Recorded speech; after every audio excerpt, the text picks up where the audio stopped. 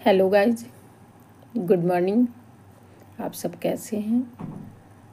मैं आशा और उम्मीद करती हूँ कि निश्चित रूप से आप सभी अच्छे ही होंगे।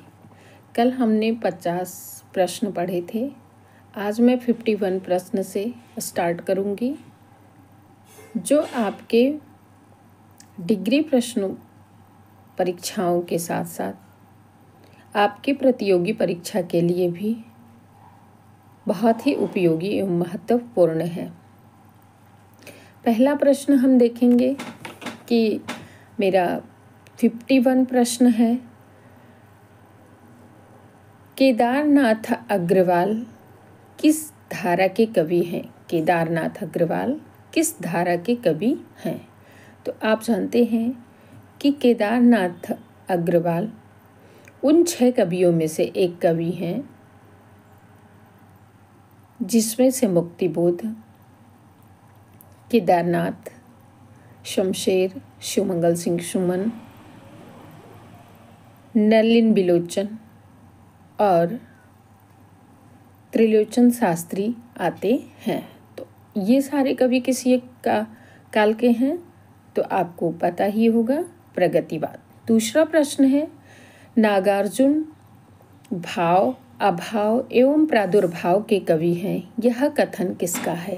नागार्जुन भाव, अभाव एवं प्रादुर्भाव के कवि हैं, यह कथन किसका है?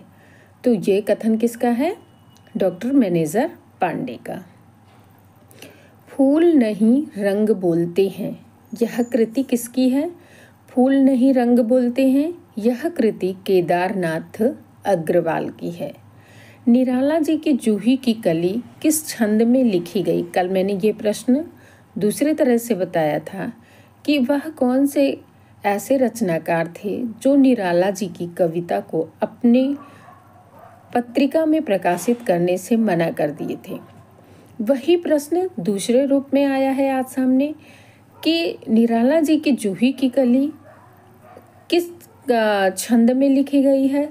तो यह कविता मुक्त छंद में लिखी गई है। निराला जी की कविता किस छंद में लिखी गई है? मुक्त छंद में। अगला प्रश्न है, प्रयोगवाद की जन्मदात्री पत्रिका कौन सी है?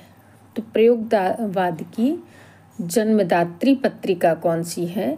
तो प्रयोगवाद के लिए नई कविता बानी जाती है जो जगदीश गुप्त ने इलाहाबाद, जो वर्तमान में प्रयागराज है, से निकाला था।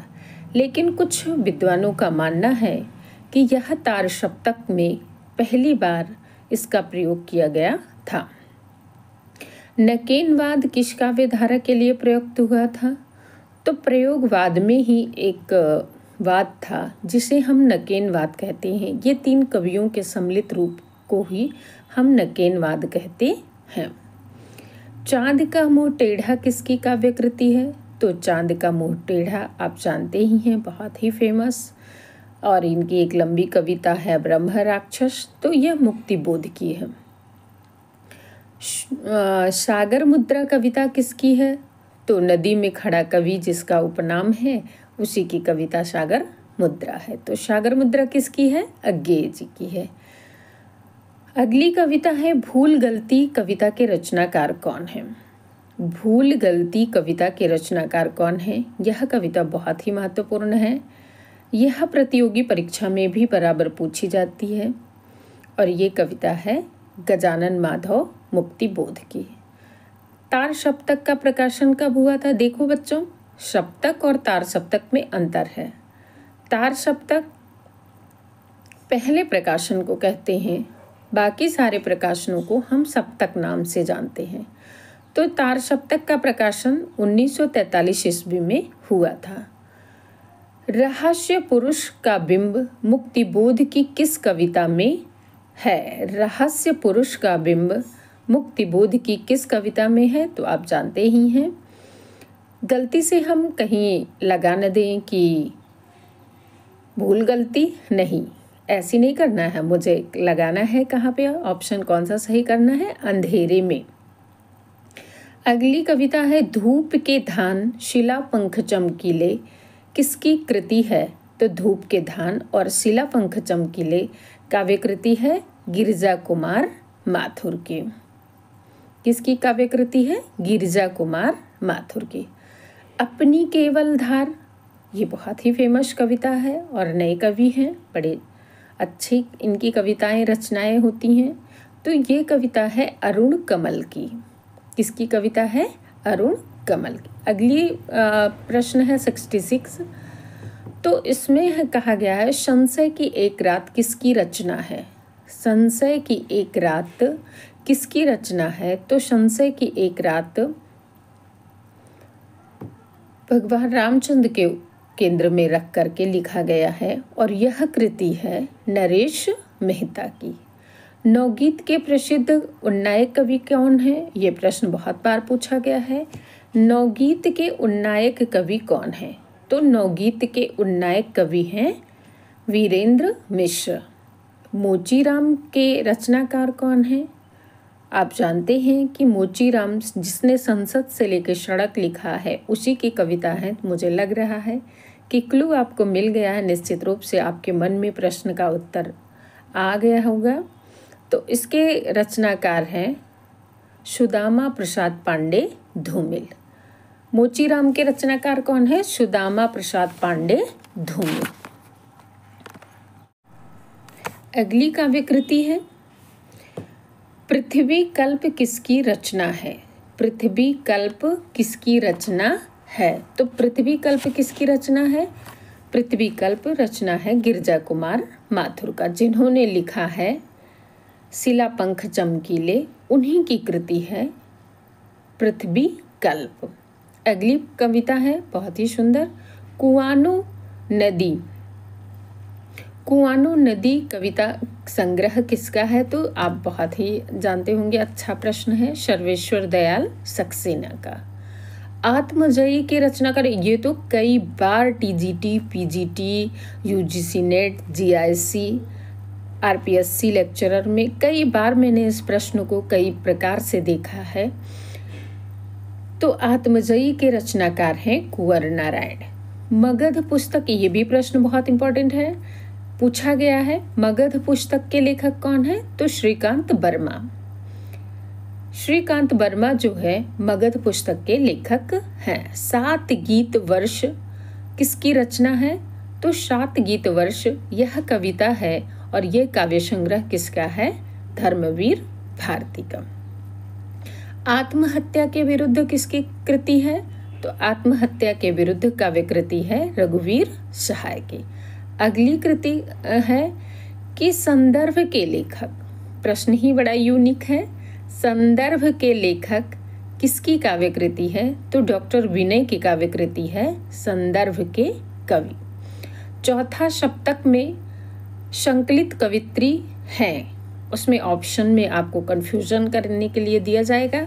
तो वो ऑप्शन में दिया जाएगा कि जैसे नई आधुनिक लेखिकाओं को भी उसमें सम्मिलित किया जाएगा। कृष्णा शोभती हैं, महादेवी वर्मा हैं, मृणाल पांडे हैं और सुमन राजे हैं। तो आप जानते हैं कि डॉक्टर सुमन राजे जिन्होंने हिंदी साहित्य का आधा इतिहास लिखा है, वही डॉक्टर सुमन राजे चौथे सप्तक में कवित्री हैं। द्विवेदी युग के श्रेष्ठ प्रगीतकार कौन माने जाते हैं? द्विवेदी युग के श्रेष्ठ प्रगीतकार कौन माने जाते हैं? तो डॉक्टर मुकुटधर पांडे द्विवेदी युग के श्रेष्ठ प्रगीतकार माने जाते हैं। अगला प्रश्न है जयशंकर प्रसाद ने किस कृति को ब्रज भाषा से खड़ी बोली में रूपांतरित किया है? तो उनकी काव्य कृति है प्रेम पथिक। आकाश गंगा काव्य संग्रह किसने लिखा? आकाश गंगा, क्योंकि आकाशदीप लिखा है जयशंकर प्रसाद ने, वह कहानी है। यहाँ पर प्रश्न पूछा जा रहा है कि आकाश गंगा काव्य संग्रह, तो आकाश गंगा काव्य संग्रह है डॉक्टर रामकुमार वर्मा का।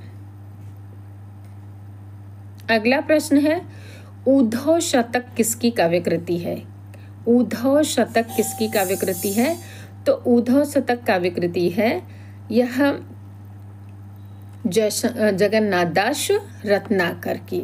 सप्तपर्णा किसकी कृति है? सप्तपर्णा आप जानते हैं कि छायावादीन कवि महादेवी वर्मा की है। रूपाम्बरा किसकी कृति है? तो रूपाम्बरा कृति है अज्ञेय की। रूपाम्बरा किसकी कृति है? अज्ञेय की। अगला प्रश्न है भग्नदूत किसकी काव्य कृति है? तो भग्नदूत, इत्यालम, आत्मनेपद, ये सारी काव्य कृतियाँ किसकी हैं? अज्ञेय जी की। पुष्प की अभिलाषा बहुत ही सुंदर प्रश्न है, चर्चित प्रश्न है, प्रख्यात कवि का प्रश्न से संबंधित है। तो माखनलाल चतुर्वेदी का है पुष्प की अभिलाषा। बकरी बिलाप किसकी काव्य कृति है? तो आप जानते ही होंगे जिन्हें हम गद्य का जनक कहते हैं, भारतेंदु युग का युग प्रवर्तक कहते हैं, खड़ी बोली का युग प्रवर्तक कहते हैं। बकरी बिलाप भी उन्हीं की कृति है और ये है भारतेंदु हरिश्चंद्र। लेकिन सिर्फ अगर बकरी आता है तो यह एक नाटक है, व्यंग नाटक, जो सर्वेश्वर दयाल सक्सेना ने लिखा है। आपको इसकी भी जानकारी होनी चाहिए। मौर्य विजय किसकी काव्य कृति है? तो आप जानते हैं मैथिली शरण गुप्त के भाई, छोटे भाई, जिनका नाम शिया राम शरण गुप्त है, उन्होंने एक काव्य कृति लिखी थी जिसका नाम है मौर्य विजय। अगली कड़ी में हम देखते हैं हृदय का मधुभार किसकी काव्य कृति है? शब्द जिस तरह से प्रश्न है, प्रश्न गंभीर है, उसी तरह से लेखक भी बहुत ही गंभीर है, जिसके आधार पर संपूर्ण हिंदी साहित्य बटा हुआ है। यह उन्हीं का प्रश्न है, आचार्य रामचंद्र शुक्ल का।